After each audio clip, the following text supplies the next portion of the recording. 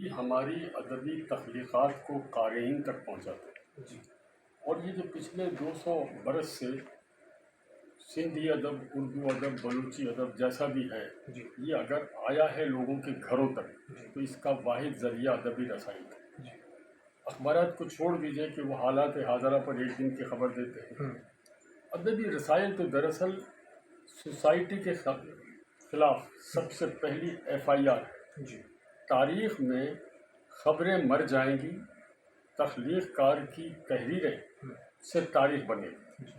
تو اگر ہم پلٹ کر دیکھیں قیام پاکستان سے پہلے تو کیسے بڑے بڑے رسالے اور ان کے جو مدیر تھے جی جن کے نام لیتے ہوئے بھی بڑا عجیب لگتا ہے، حضرت موہانی، ظفر علی خان، نیاز فتح پوری، یہ بڑے لوگ تھے جنہوں نے کام کیا۔ جی اس زمانے میں پاکستان سمیت ہر چھوٹے موٹے پڑھے لکھے گھر میں جو ہے وہ رسائل پہنچتے تھے۔ گزشتہ دنوں میرے ساتھ مہتاب راشدی کی مہتاب راشدی سے باتیں کر رہے تھے، تو وہ کہہ رہی تھی کہ لاڑکانہ میں ہمارے گھر بچوں کے رسالے جی اور ادبی پرچے ہمارے والد پڑھتے تھے۔ تو یہ 50 سال پہلے کی بات ہے۔ صحیح تو یہ جو تخلیقات سامنے آئی ہیں وہ ادبی رسائل اور جرائد کے سبب آئی ہیں۔ سہمائی ہوئے، افکار ہوا، افکار نو ہوا، نقوش ہوا، یہ اتنے بڑے بڑے پرچے تو یہاں سے سیپ 55 برس تک نکلتا رہا۔ تھوڑا بہت کام آہنگ نے بھی کیا ہے آخری دنوں میں۔ شروع میں تو وہ ہفتے صرف ریڈیو کے پروگرام دیتے تھے، بعد میں انہوں نے ادبی تخلیقات بھی شائع کرنا شروع کی۔ تو دیکھیں اب مجموعی طور پر پوری دنیا میں سافٹ کاپی مر رہی ہے۔ جی کتنے برطانیہ کے بڑے اخبار ہیں جو پیپر کے طور پر اب آ گئے ہیں کمپیوٹر پر۔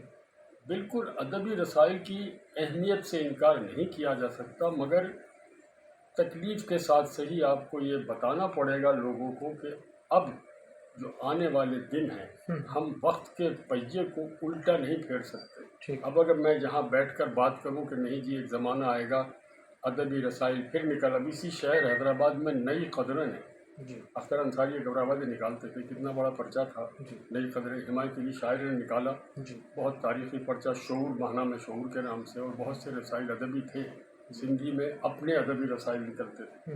دیکھیں اب اخبار گھروں میں جو کچھ گھر رہ گئے ہیں جہاں ہاکر پوڑیا بنا کر پھینکتا ہے اور 3 دن کے بعد ملازم جمع کر کے رکھ دیتا ہے، کوئی کھول کے پڑھتا بھی نہیں، ہارڈ کاپی ختم ہو رہی ہے۔ تو دکھ کی بات ہے کہ ادبی جرائد اپنی اہمیت کھو رہے ہیں، لیکن اس میں بہت زیادہ مایوسی کی بات اس لیے نہیں ہے کہ اب بھی بعض ادبی رسائل اس طرح انہوں نے طریقہ اپنایا ہے کہ اب وہ اپنے قارئین کو ٹیلی فون کے ذریعے بتاتے ہیں اور اس نے کہا دیکھیں جی ہمارا اگلا شمارہ آ رہا ہے، اس میں ان لوگوں کی کہانیاں، ان کی غزلیں، ان کی نظمیں اور تنقید پر ان کے مضامین شامل ہیں، آپ اگر انٹرسٹڈ ہیں تو ہمیں بتا دیجئے، ہم ایک کاپی آپ کو ڈاک سے بھیج دیں۔ فرض کیجئے ان کے پاس 400 آدمیوں نے کہا جی ہمیں بھیج دیتے، وہ 400 کاپی چھاپے اور باقی پر چھوڑ کہ آپ یوٹیوب سے دیکھ لیں، ریکھا سے ریختہ سے دیکھ لیں۔ تو آپ نے اتنا خوبصورت موضوع کا انتخاب کیا ہے، لیکن یہ طے ہے کہ آنے والے 10 سال 20 سال اس میں ادبی جرائد کی حیثیت جو ہے وہ تحقیق کرنے والے، یہ جو سندھی میں ایم اے، اردو میں ایم اے، بلوچستان کے موضوعات پر ریسرچ کرتے ہیں، ایم فل کرتے ہیں، PhD کرتے ہیں، ان کے لیے کچھ کاپیاں چھپیں گی۔ آگے چلنے کے بعد عام قاری بھی ٹیبلیٹ پر یا موبائل پر پڑھنے کا عادی ہو جائے گا۔ میری عمر کے لوگوں کے لیے تکلیف ہے کہ مجھے ابھی کتاب سے کہ کاغذ کا ایک خوشبو خاص وہ مجھے تسکین دیتی ہے۔ میں جب لب پر ہلکا سا تھوک لگا کر اس کے صفحے کو پلٹتا ہوں تو اس کی خوبصورتی اور اس کی لذت جو میرے اندر اترتی ہے، ٹھیک ہے میں اس سے آگے میں رہوں گا نہیں، آگے آنے والے بچوں کو یہ معلوم ہی نہیں ہوگا کہ جب سامنے سے آنے والی لڑکی ہلکے سے ٹکراتی ہے، کتاب گرتی ہے اور کتاب سے گلاب کی پتی کا ایک پھول زمین پہ گر جاتا ہے، وہ جو لطف، وہ جو وہاں انگیجمنٹ ہوتی تھی، وہ جو افیئرز ہوتے تھے اسی کتاب کے ذریعے، اسی رسالے کے ذریعے، دیکھیں اس کا مستقبل ہے۔ بہت خوبصورت بات کی آپ نے کہ کتاب کا لمس اور کتاب کی خوشبو اس کا متبادل کوئی نہیں. اچھا، ایک اور چیلنج ہمیں درپیش ہے کہ جس طرح سے کرنٹ افیئرز میں ہم آتے ہیں تو فیک نیوز کا ایک بھرمار لگی ہوئی ہے سوشل میڈیا پر، لیکن اب ادبیات میں بھی جو ہے وہ فیک نیوز یا فیک اشعار یا جعلی اشعار، مثال کے طور پر غالب کے نام سے غالب کا ہم وزن کوئی شعر کہہ دیتا ہے، اس میں وہ غالب کا نام لکھ دیتا ہے. اقبال کا شعر نہیں ہے لیکن وہ اقبال کا نام لکھ آپ نے دیتا ہے. بڑی صحیح نشاندہی کی ہے. مزے کی بات یہ کہ 2-3 نظمیں جی ایسی ہیں کہ جنہیں بھارت سے جی پڑھا جا رہا ہے مشاعروں میں، ہوں وہ آ جاتی ہے سوشل میڈیا پہ بائی وائس، جی فیس نہیں آتا. جی مجھے لوگوں نے لکھ کر بھیجا کہ رضوان بھائی یہ علامہ اقبال پر کی آواز ہے. جی جی کسی نے کہا کہ علامہ اقبال کی قدیم آواز جی جو ان کے پوتے نے تصدیق کی. ہوں میں ان کو سمجھاتا ہوں بھائی اب نہیں رہے. علامہ اقبال کبھی آل انڈیا ریڈیو نہیں گئے، جی انہیں کبھی آل انڈیا ریڈیو نے نہیں بلایا. ہوں قائد اعظم نے اتنے بڑے آدمی تھے، انہوں نے سن 46 یا 45 میں صرف ایک بار ریڈیو آل انڈیا دلی کے اسٹیشن پر گئے تھے، اور زید بخاری نے بڑی ڈیٹیل سے اس کے بارے میں لکھا ہے. اس میں انگریز جو ان کا مین ڈائریکٹر تھا، سمجھ لیجیے ہیڈ کوارٹر کا ڈائریکٹر جنرل، انہوں نے کہا بھی تھا کہ آپ نے بڑا رسک لیا ہے، آپ نے کیوں بلایا، آپ کم سے کم ہیڈ آفس سے پوچھ رہے تھے، جو طریقہ ہمارے ریڈیو کا ہے. تو مقصد میرا کہنے کا یہ ہے کہ فیک نیوز آپ خود اپنی فہم اور ادراک سے قبول کریں گے جی یا رد کریں گے. جی بے شمار میسیجز آتے ہیں کہ جی قدیم ترین تصویر حج کی، ہوں جی بہت سے کہتے ہیں کہ جی یہ غالب، جی اچھا بلکہ اب تو غالب پر انڈیا میں پڑھتے ہیں مشاعروں میں جی اپنے کہہ کر، اور ہوں ٹوکنے والا ان کو کوئی نہیں ہے. ہوں دیکھیے اس کا کوئی علاج نہیں ہے. جب یہ سب کچھ نہیں تھا تب بھی بائی وائس یہ جو ہمارے میسنجرز آتے تھے نا، ایک گاؤں سے دوسرے گاؤں اونٹوں پر بیٹھ کر خبر لے کر، ہوں داستان گو، اس وقت بھی پتہ چلتا تھا کہ کیا چیز سچ ہے اور کیا چیز غلط ہے. اور دیکھیے پرنٹنگ تو 200-400 سال پرانی بات ہے. جی قرآن کریم تو اس کا ذمہ تو اللہ نے لیا ہے. جو احادیث مبارکہ ہم تک آئی ہیں وہ تو 80-90 سال کے بعد پہلی جی مسلم اور بخاری جو ہے وہ پرنٹنگ شیپ میں آئی.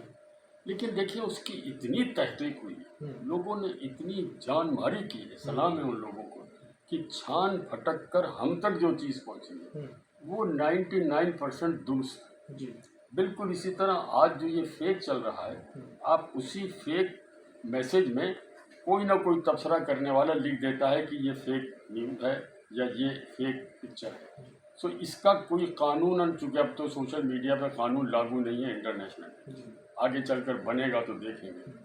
فی الوقت دنیا کی حکومتیں اپنے سرکاری چینلز کو تو قابو کر سکتی ہیں.